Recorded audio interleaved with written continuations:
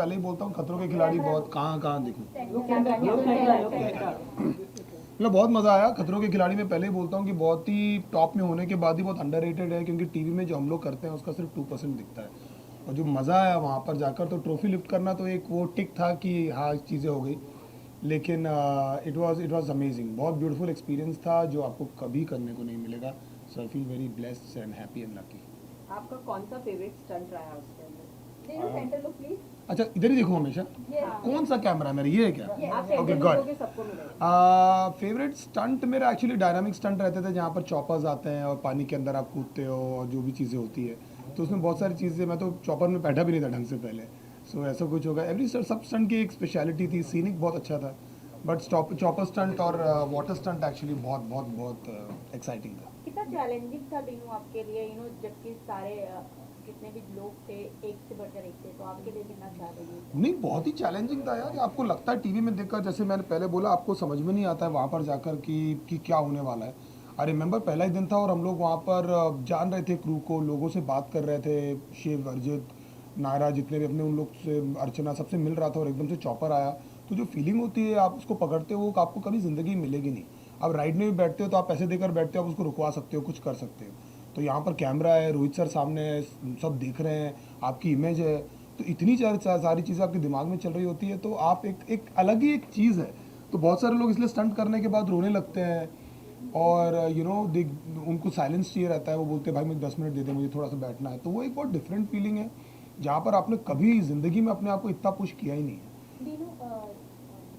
First of all congratulation. खतरों के खिलाड़ी का जब नाम आता है तो रोहित सर का नाम पहले ही आता है, तो उनके साथ आपका बॉन्ड कैसा रहा? क्योंकि वो काफ़ी गाइड करते हैं, काफ़ी बीच बीच में गुस्सा भी हो जाते हैं, तो उन्होंने किस तरीके से क्योंकि आप रैपर फील्ड से है तो अभी डायरेक्ट आपके लिए काफ़ी अलग होगा, बहुत अलग था। किस तरीके से आपका ये जर्नी रोहित सर के साथ? रोहित शेट्टी के अलावा खतरों के खिलाड़ी बन नहीं सकता। उसका कारण दरअसल ये है कि नंबर वन तो वो स्टंट फील्ड से ही आते हैं, और सेकंड तो क्योंकि हमको जानने का मौका बहुत अच्छे से मिला, उनके साथ में हम लोग रहे वहाँ पर। वो बहुत ही ज़्यादा एक डिफरेंट पर्सनैलिटी है। डिफरेंट व्हेन आई से डिफरेंट इज कि आपको लगता है कि आप उनको अप्रोच कर सकते हैं। बहुत सारे जो डायरेक्टर्स होते हैं, जो बड़े आर्टिस्ट होते हैं, स्टार होते हैं, उन लोग ऐसा इंटिमिडेटिंग पर्सनैलिटी रहती है। तो उनकी एक बहुत ही ज़्यादा, एक मैंने पहले ही बोला था, एक मेंटोर और एक फ्रेंड की पर्सनैलिटी है, जहाँ पर वो आपको गाइड भी करते हैं, आपको सपोर्ट भी करते हैं, लेकिन आपको स्ट्रिक्ट भी रहते हैं। और एक वाइब है जहाँ पर आपको ऐसा लगता है कि मेंटोर, एक बड़े भाई का एक बहुत फ्रेंडली, एक बहुत ही प्यारा सा कुछ है उनमें।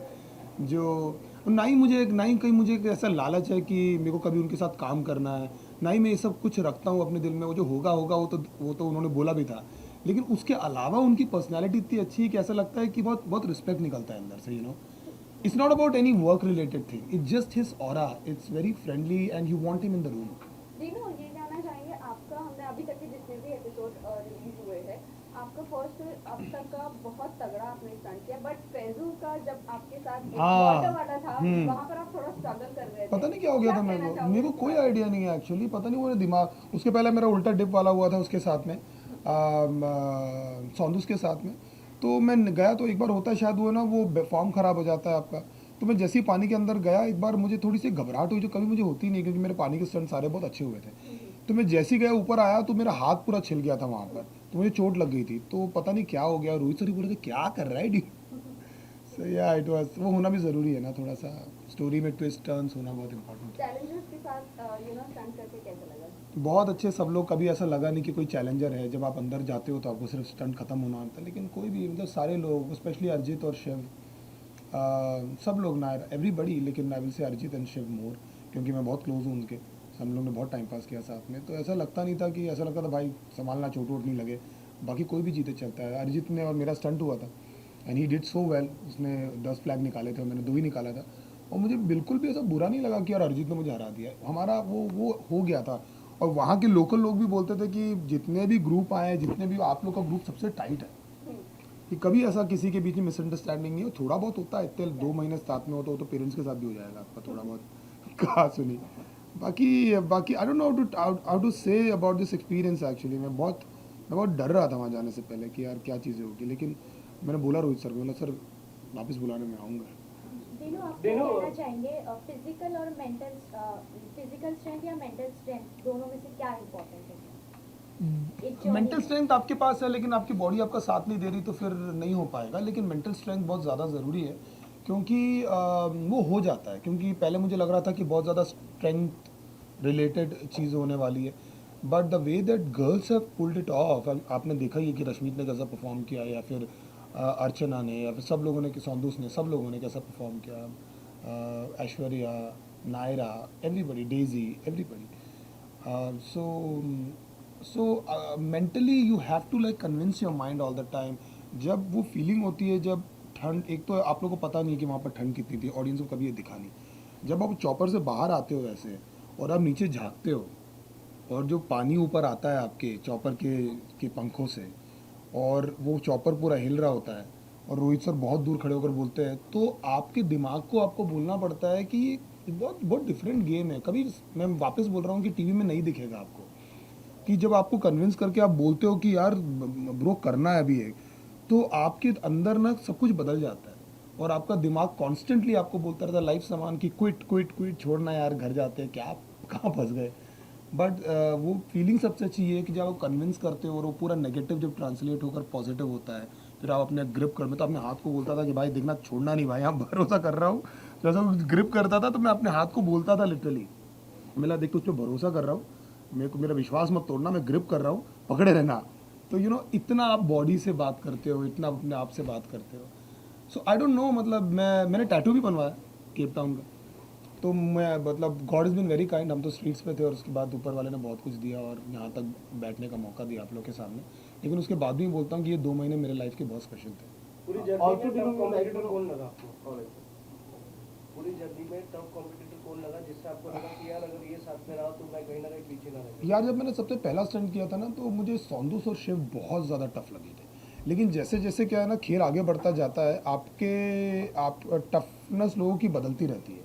जैसे कि पूरे स्टंट आपको नहीं समझ में आते, तो ऐश्वर्या जैसे करंट स्टंट बहुत अच्छा करती थी, जो मैं अभी आप लोग ने देखा कि वो मैं अभी जो फिनाले करूँगा मैं उसके पहले का स्टंट, मतलब मैंने 3 दिन तक आवाज़ मेरी, पता नहीं आप लोग एयरपोर्ट में आए थे कि नहीं, पता नहीं कौन आया था जब लोग आए थे. सो मैं बोल भी नहीं पा रहा था क्योंकि 3 से 4 दिन तक मेरी आवाज़ चली गई थी. सो लेकिन ओवरऑल खतरों के सेकंड के बाद में मुझे पता लग गया था कि अर्जित विल डू इट. अर्जित मुझे बहुत स्ट्रांग लगता था. मुझे पता नहीं, वो सम रीज़न मुझे लगता था कि अर्चना बहुत कुछ कर देगी, वो कुछ कर देती थी, वो मस्ती करेगी, अरे भैया कुछ करेगी, और जैसे स्टंट होता था वो कुछ कर देती थी अर्चना. तो बहुत अनप्रिडिक्टेबल, मतलब लोग बहुत वियर्ड थे, हाँ, अनएक्सपेक्टेड थे. सौंदूस बहुत अनएक्सपेक्टेड थी, वो बोलती थी मैं डर रही हूँ, रोएगी. आप लोगों ने देखा था जो डिप वाला स्टंट था उसके बाद भी.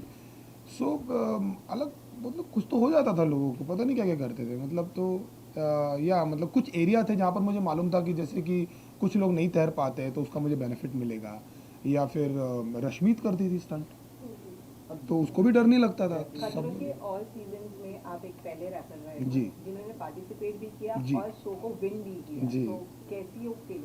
अच्छी फीलिंग है यार. मैं तो अपना जब अभी मेरा जो लास्ट स्टंट हुआ था, मैं बहुत रोया मैं. वो जॉय भी था, वो एक सर्टिफिकेट भी था कि आप यहाँ तक पहुँचे. हम सब बाहर से आए ना, हम लोग सब कुछ ना कुछ करना चाहते हैं, तो ये सब चीज़ें सिर्फ ऐसे ट्रॉफी उठाने की नहीं होती, तो उसके साथ बहुत सारी ऐसी फीलिंग आ जाती है. बहुत सारा आपका सफ़र आ जाता है, आपकी जगह आ जाती है, तो बहुत, वो आप डिस्क्राइब नहीं कर सकते, वो आप किसी को बता नहीं सकते, वो आपके अंदर चल रहा होता है. वो सब शुक्रिया बोल सकते हो ऊपर वाले का कि यार thank you for whatever is happening. जी, लास्ट 2 क्वेश्चन. फर्स्ट, आपने जब रैपर में रैपर इंडस्ट्री में जब मैं आपने Hip hop पहला industry. हिप हॉप इंडस्ट्री में जब कदम रखा था, आपका पहला रैप था लूजर पर. वो पहला गाना और आज यही मैं बोल रहा हूँ एक्चुअली, मैं वही बता रहा हूँ जी. ट्रॉफी उठाते हैं तो आपका सिर्फ एक ट्रॉफी नहीं होता है और कुछ वो नहीं होता है कि आप कहाँ से आ रहे हो और ज़िंदगी कितनी चेंज हो जाती है एकदम से. मतलब that I was just telling somebody that there was no money to pay rent, there was nothing. वहाँ से लेकर यहाँ पर, तो it makes you very humble, कि आप बहुत हम्बल फील करते हो कि यार कि क्या है, मतलब कुछ तो भी हो रहा है. तो केप टाउन में भी बहुत होता था मेरे साथ कि मैं ऐसे आता तो मैं सुबह निकल के जब लोग सेट पे पहुँचते थे तो हम लोग को स्टंट देखना अलाउड नहीं था. तो बिल्कुल स्ट्रिक्ट चलता है, कुछ भी रिक नहीं होता, कुछ ना देखने देते ना कुछ करने देते. अगर कहीं जा रहे तो आंखों में पट्टी बांधते. मेरे को लग रहा था टाइम पास वो करेंगे लोग, ऐसा कुछ नहीं है भाई, उन लोग कुछ कुछ दिखने नहीं देते। तो पर्वत और को दिखता तो इतने बड़े बड़े वहाँ पर थे, तो ऐसा लगता था कि यार हम लोग बहुत छोटे हैं और हम बहुत छोटे काम कर रहे हैं ज़िंदगी में, यू नो, मतलब बहुत ही छोटे हैं। तो वो फीलिंग हमेशा मुझे बहुत हम्बल रखती थी वहाँ पर, क्योंकि वहाँ पर सीनिक बहुत था। तो नेचर आप इतना बड़ा बड़ा देखते हो ना, इसलिए शायरियाँ निकलती वहाँ जाके, शायर बन जाते हो। Last last last One last Last one. question, Yeah, last yeah, yeah, question, yeah. last question. Dino, वो बेचारा कब से बोल रहा है, उसको पूछने देना। Dino, I was asking about rapping community में से, underground hip hop music community में से ही एक बंदा लास्ट ईयर बिग बॉस का ट्रॉफी उठाया, जो कि MC स्टैन थे।